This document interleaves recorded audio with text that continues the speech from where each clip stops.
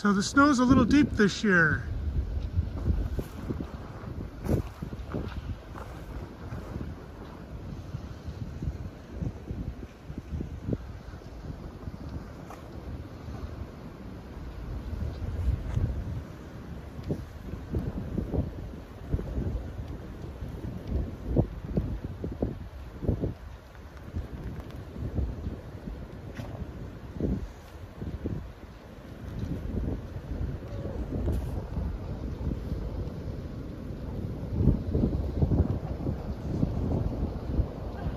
Here we are at the sample table again, and I have a new test I'm running.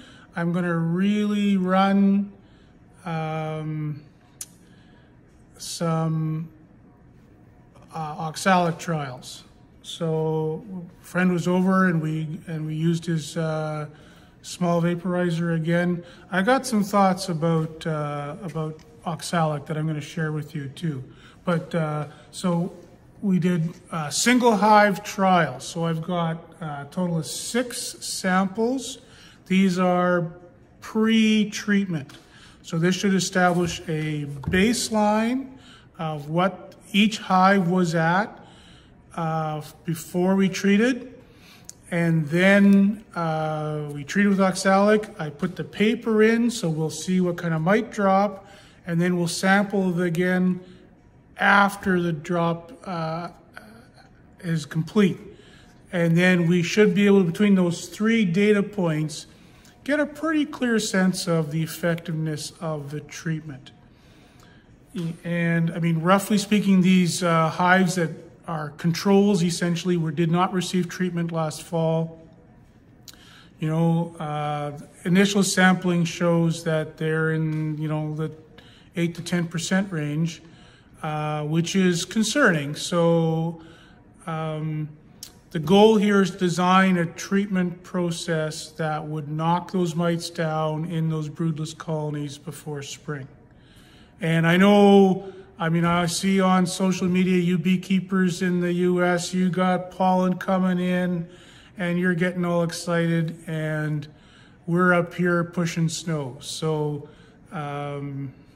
you know, I get a little jealous about that, but nonetheless, I've got so the only advantage I have over every other beekeeper in the whole world is a longer winter. And I gotta figure out how to make that work for me. That's my headspace. So let's go. Let's shake out some of these. We're hoping, for the sake of the trial, that we find mites. I'll be kicking myself if I picked out 6 hives that didn't have mites. I did make one mistake in setting this all up, is a lot of the hives, just by chance, I have a couple different bottom board designs, and just by chance, a lot of these hives that were left untreated are a bottom board design that's quite thin and also has the center part of the pallet has a fairly wide block, so the hive entrance available to sample and to put a sticky board in is actually not really there for a bunch of these hives. So that's kind of a for next year kind of knowledge. I got to make sure if I'm going to have sample or control hives, that I pick ones that are on bottom boards that I can work with. But I do have some that I can work with, and that's what we're working with today. Okay, enough chitter chatter. Let's shake these up.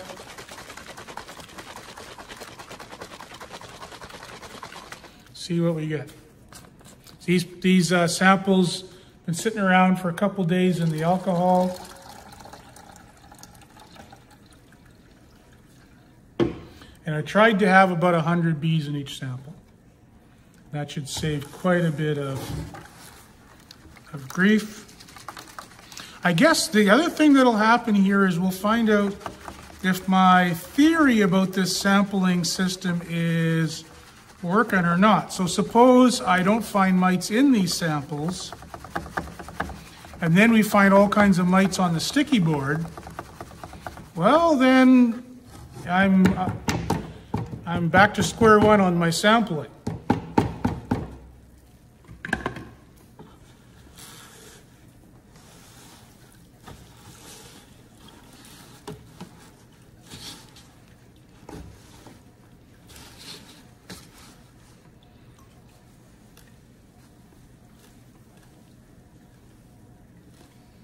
Too much foam in that one. I should shake them. Well, I think I did shake them when I first filled them too, but need to learn to dial it back a little bit.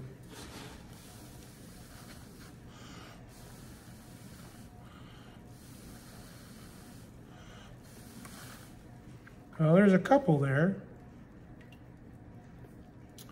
1, 2, 3.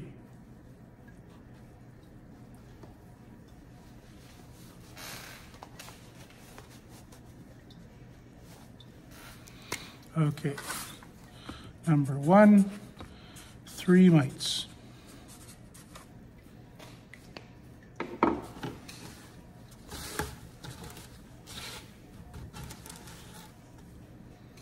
Next one, 2. Now, I was going to tell you a little bit about my thinking on Oxalic. And I've used Oxalic with that wand, that big turbo nuclear kind of device that you would have seen in an earlier video.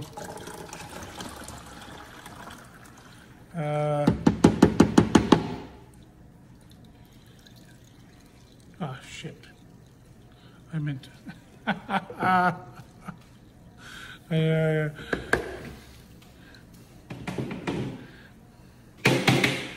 I didn't use the colander.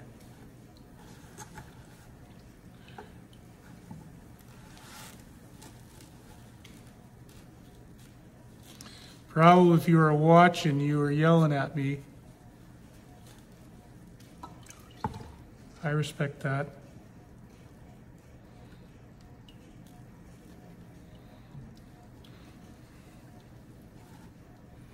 I see 2 so far.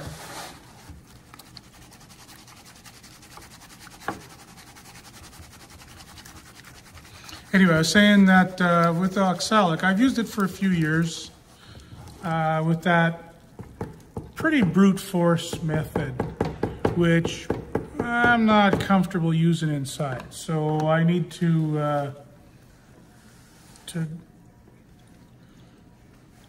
improve a little bit. There's 1 there. 2. 3 mites. Huh, okay.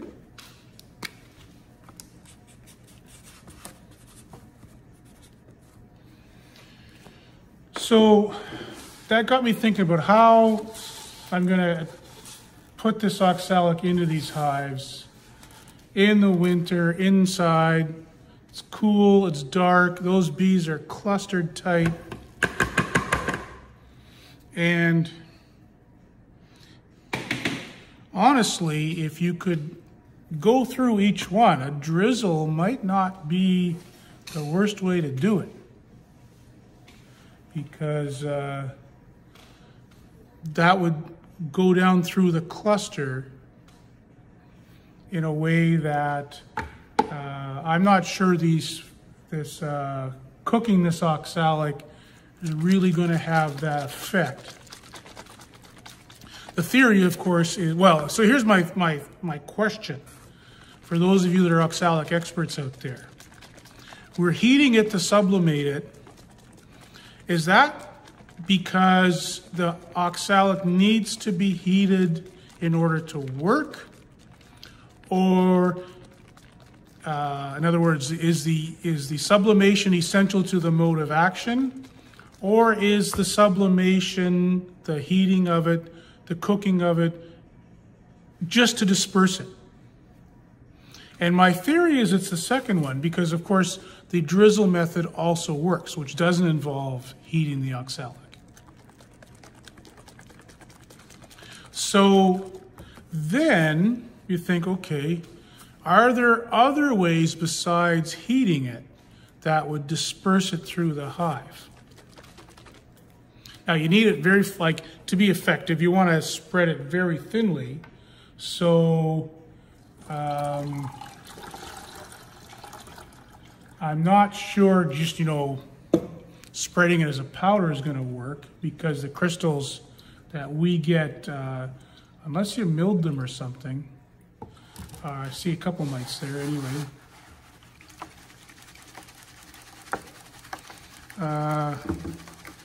So, like jetting them in with a steam bath or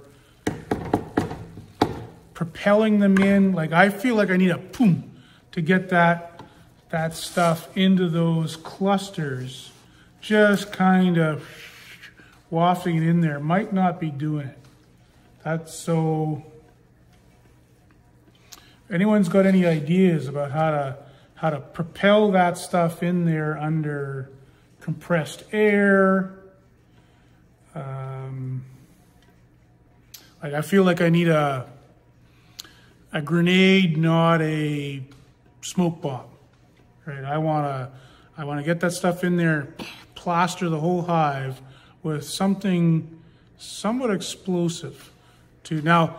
And I don't really, like, I know that those clusters, they respirate in some way. Like they're not, even though they're tightly sealed, the bees on the inside have to have enough quality air. So there's airflow in and out of there. So the other way to do it would be to do it really slow so that it had time to come in. I don't think oxalic will be vapor. 1, 2, 3, 4. Oh, there's a bunch here. 5, 6, 7, 8.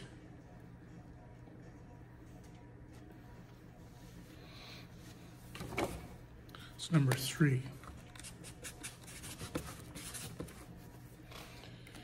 I'm going to run out of clean cloth here. I'll have to rinse this off and start again. Maybe do one more. No, that's about it. So I'll do the rest in quick time, and you and I can both mull over. Can we get this oxalic into the hive in a new, more explosive, more violent way? And again, you don't want to maybe what you're doing in the summertime out in the field might be something very different. I know Dr. Curry did a bunch of work on formic, and his experience was that the slower and longer the treatment was, the better. And that was for indoor wintering. I'm thinking the same will be true here, but we'll see. Okay, count some more mites.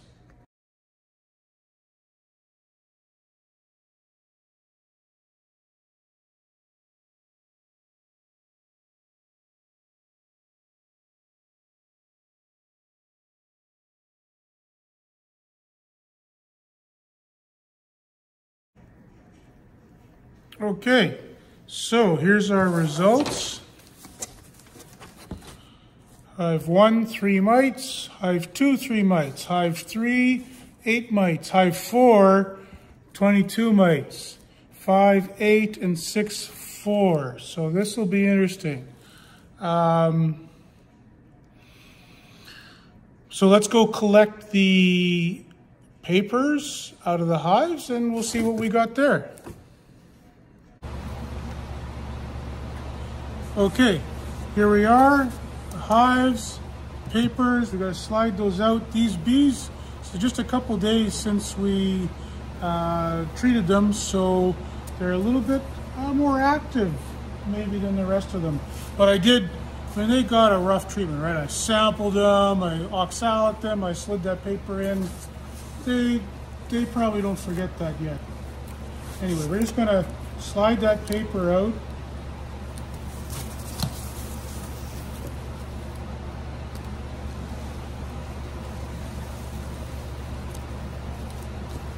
And make sure we mark the hives on the right.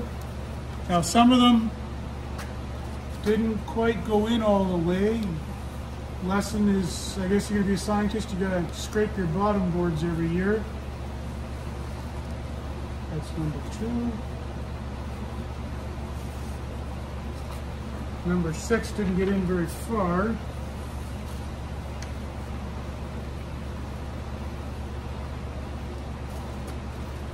Number 1.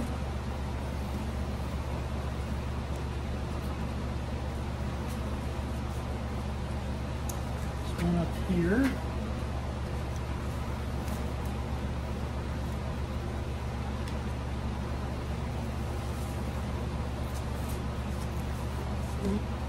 Number 4. And there's one on the other side. I'll collect that and then we'll go count it. Okay, so we have some sheets, including one that we put in a hive that did not get treated. And that's the first one we'll look at here. And we're just going to count these. The theory is that if oxalic knocks mites down, there should be lots of mites on these sheets, especially on the hives that had lots of mites to start with. So let's see what we got. Okay, first of all, this is the control. This is no treatment.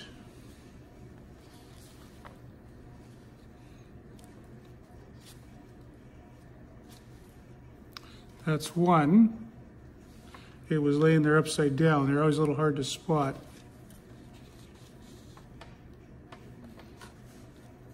And that spray oil really does kind of work. I always thought the bees would, well, I guess in the summertime they would, strong hive would chew that up and spit it out, but this time of year it seemed to work pretty good. So that was one mite I found there on our no treatment. Okay, we're expecting to do better than that.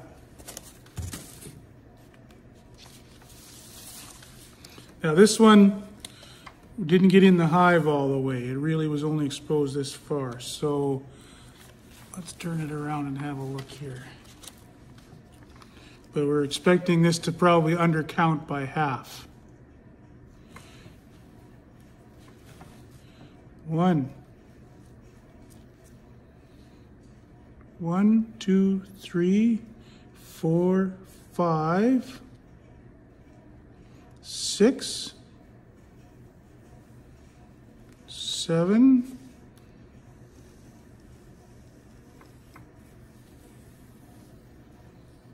8,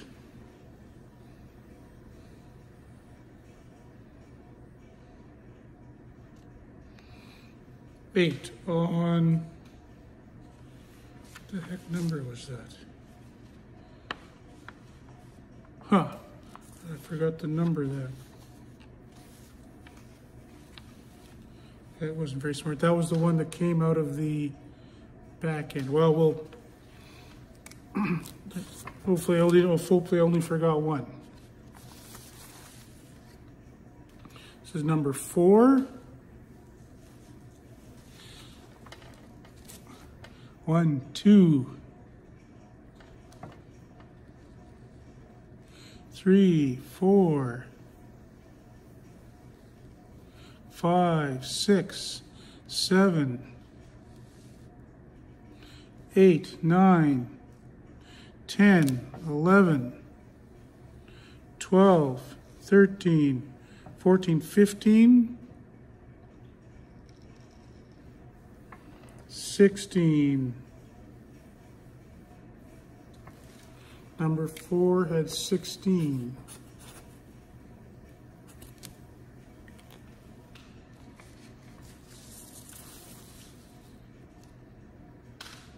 This is number 1.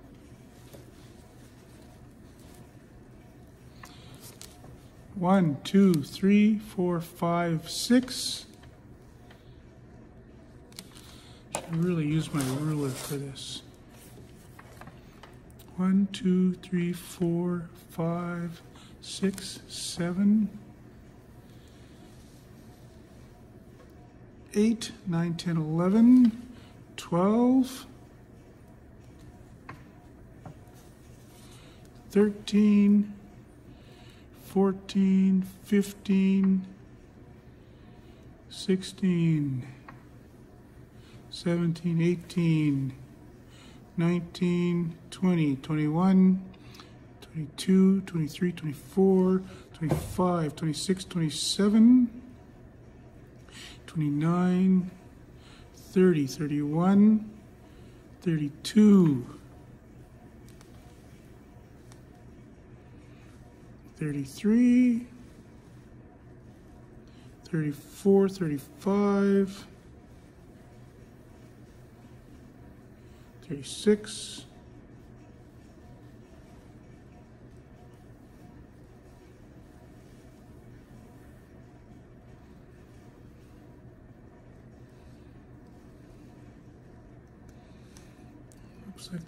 36. Well, that's a high number.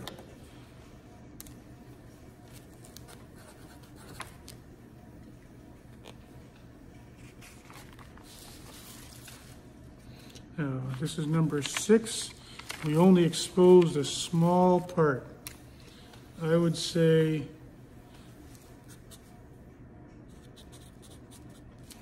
that's probably a third or less of the hive exposed.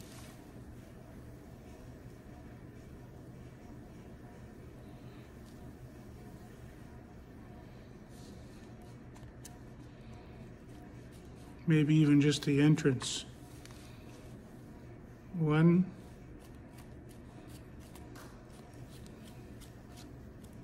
probably not meaningful data there.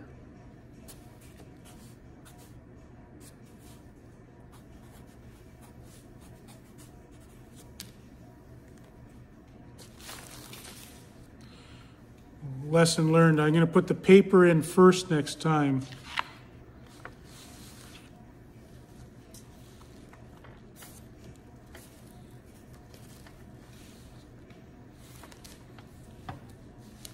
One, 2, 3, 4, 5,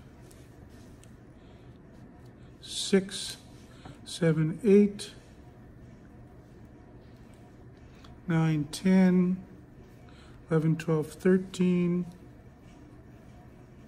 14, 14 on number 2.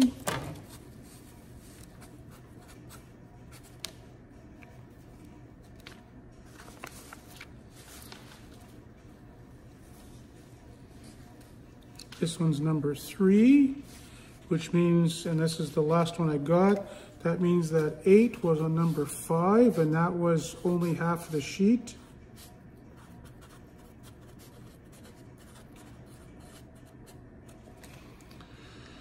This one looks like you're going to need the ruler again. You know, there's lots of mites when I get out the old ruler here. 1, 2, 3, 4, 5, 6, 7, 8, 9, 10, 11, 12, 13, 14, 15, 16, 17, 18, 19, 20, 21, 22, 23, 24, 25, 26, 27, 28, 29, 30, 31, 32, 33, 34, 35, 36, 37, 38, 9, 40, 41, 42, 43, 44, 45, 46, 47, 48, 49, 50, 51, 52, 53, 54, 55, 56, 57, 58, 59, 60, 61, 62, 63, 64, 65, 66, 67,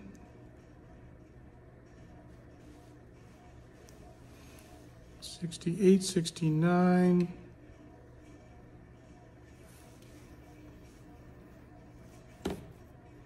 70.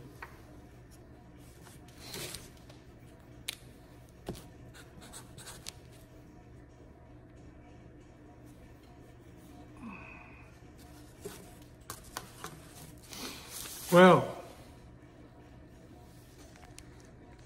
what did we learn?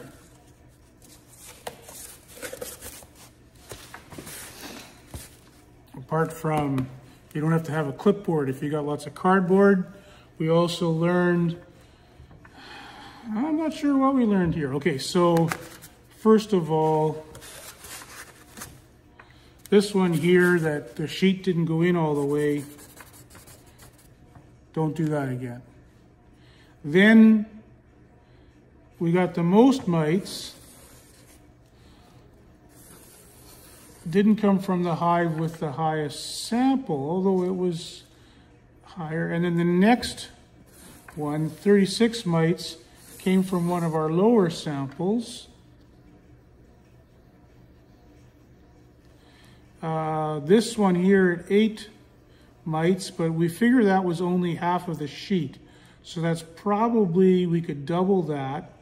So the rest are all kind of in a pack at around 6, 15, 16, 2, 4, and 5, 3 mites. 4 was the highest one, and 5 at 8. So there isn't a real nice matchup between the numbers on the sheets and the numbers in the samples. The other thing that and this has been my fear. Okay, so we say, let's think of that hive there. If we think, that was about a 100 bee sample, we found 22 mites. So we think maybe there's as much as 20%. Well, there's somewhere between 10 and 20,000 bees in that single, probably right around 10. So if it's got,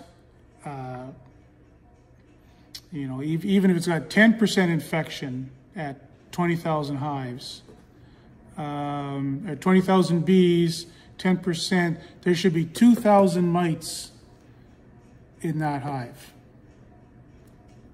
And we knocked down 16 of them. Well, that wasn't worth anything. The one where we knocked down 70 mites, we figure that's at 8%, somewhere between 4 and 8%, depending on whether we think it's a bigger or a smaller hive. So let's suppose keep the numbers nice and even, 5%. Well, then it's got 500 mites in there at least. Probably between 500 and 1,000 mites. And we knocked down 70. We didn't even get 20% of the mites. So what do we do next? Some people think you should up the dose, and I think that's the next thing we'll try. I'm thinking that my application method has to probably punch it up a little bit more, so I'll do some thinking about that. All right, folks, that's it for today. Keep well.